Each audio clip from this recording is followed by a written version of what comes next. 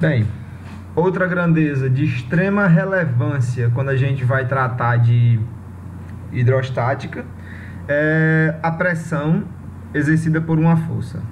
Então, vamos tratar da definição de pressão agora.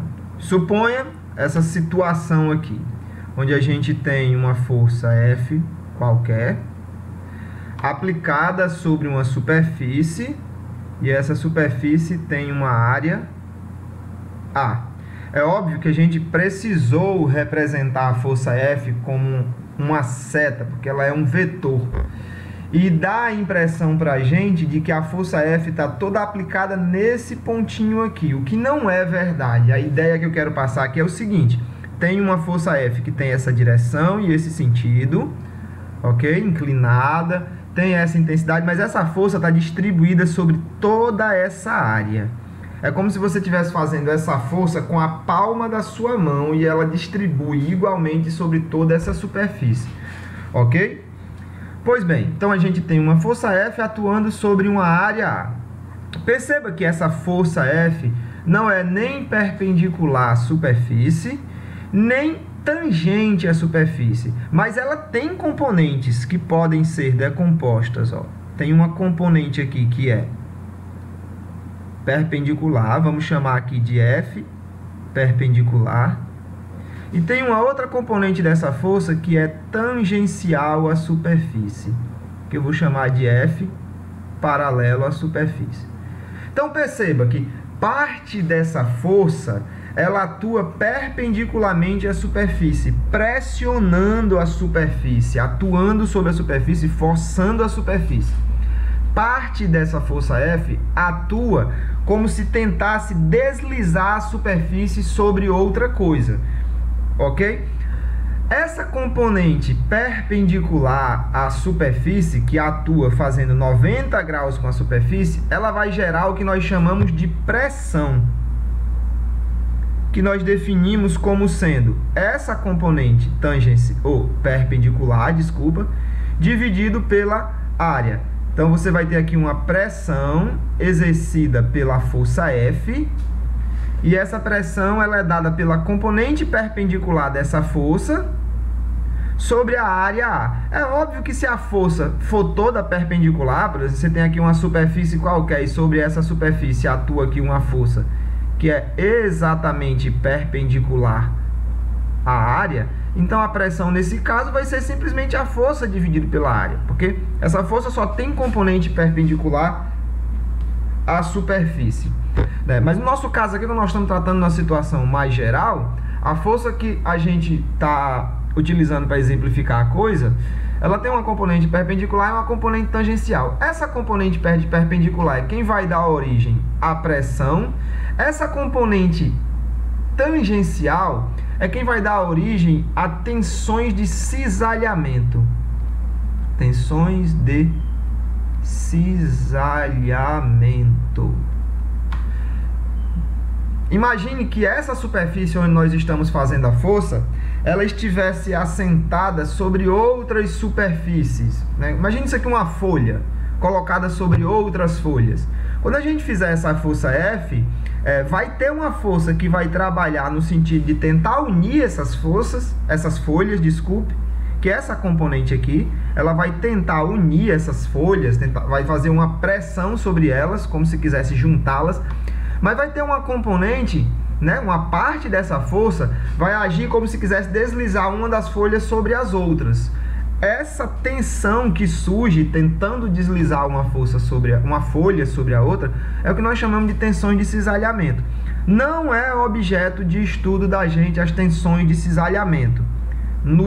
Para o tipo de líquido que nós vamos estudar, as tensões de cisalhamento não são importantes. Tá? Então, nós vamos nos ater a essa componente perpendicular da força, que é o que gera pressão.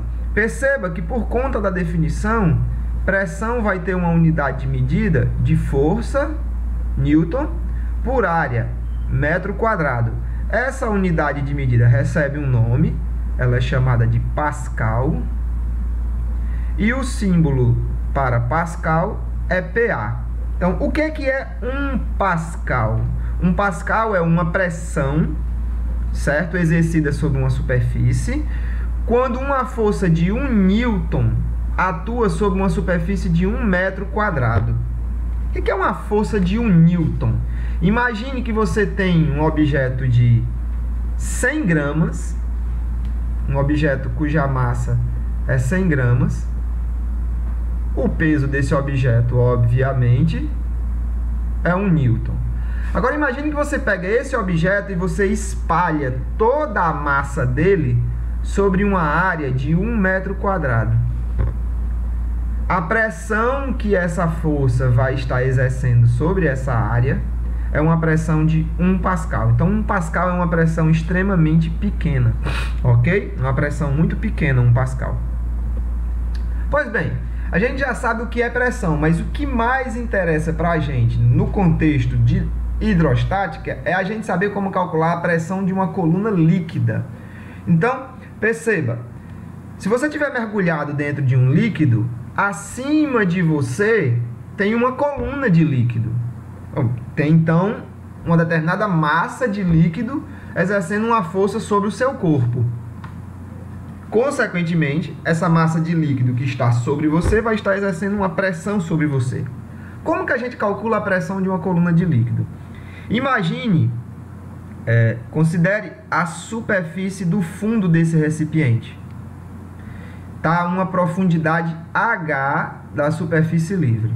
Pois bem, se eu quiser calcular a pressão nesta superfície aqui embaixo, basta eu saber quanta força esse líquido está fazendo sobre essa superfície e dividir isso pela área da superfície. Então, para eu calcular a pressão no fundo do recipiente, basta, nesse caso, eu pegar o peso do líquido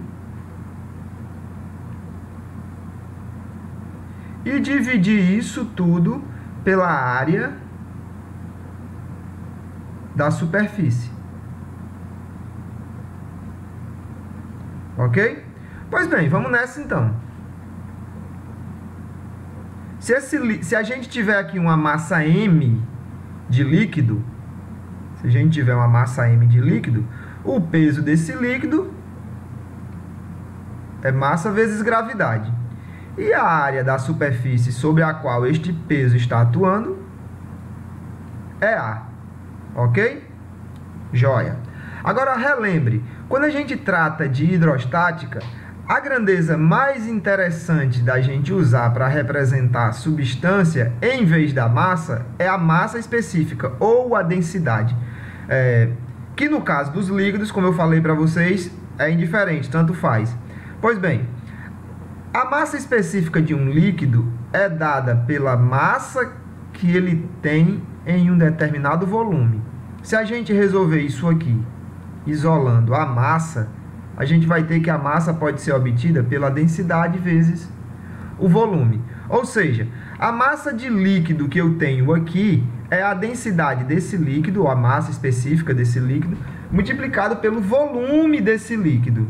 Ok? Então, essa equação pode ser reescrita assim: pressão igual densidade vezes volume, que é a massa, vezes a gravidade, tudo isso dividido pela área.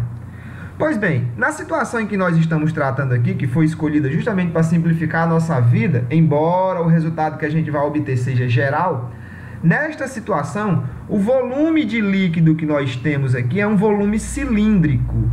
E quando a gente calcula volume de cilindros, se você tem aqui um cilindro de altura H e a área da base A, o volume desse cilindro é simplesmente a área da base vezes a altura. Então, o volume de líquido que nós temos aqui, é simplesmente a área da base vezes a altura. E essa expressão pode ser reescrita usando isso da seguinte forma: massa específica, volume, gravidade, dividido por área.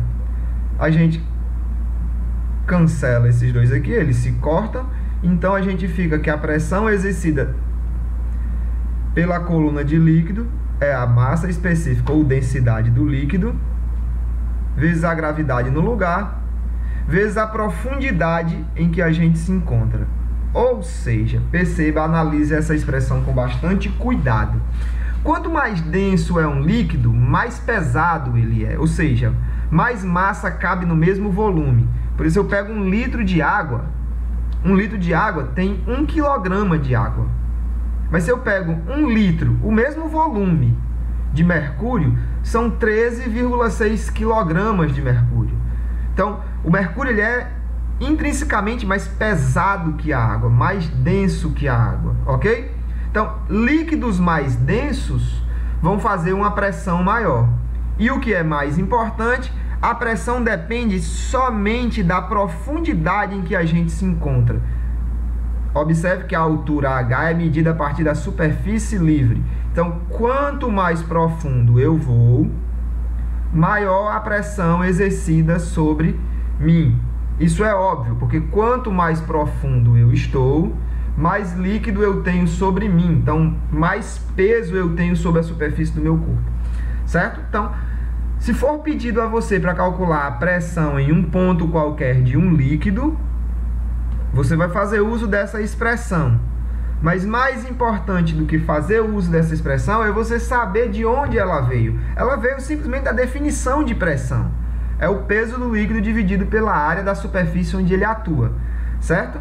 E não esqueça, essa pressão que nós estamos calculando aqui, essa pressão é a pressão exercida por forças que são sempre perpendiculares à superfície. Então, se tiver um objeto qualquer aqui mergulhado nesse líquido, né, as forças que causam pressão sobre esse objeto são forças que estão sempre perpendiculares à superfície do objeto, né?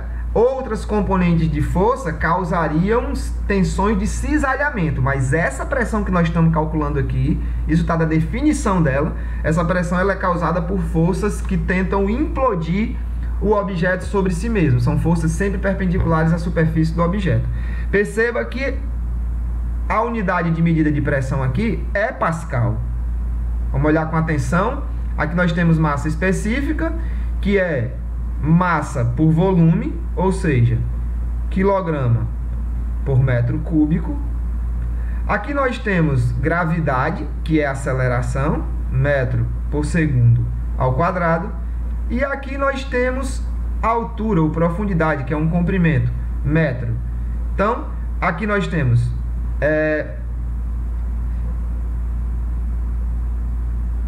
cancela metro aqui com metro aqui, fica metro quadrado. Quilograma, massa, vezes metro por segundo ao quadrado, aceleração, quilograma vezes metro por segundo ao quadrado, esse termozinho aqui é Newton. Então, o que sobra é Newton por metro quadrado, que é exatamente a definição de Pascal. Ok?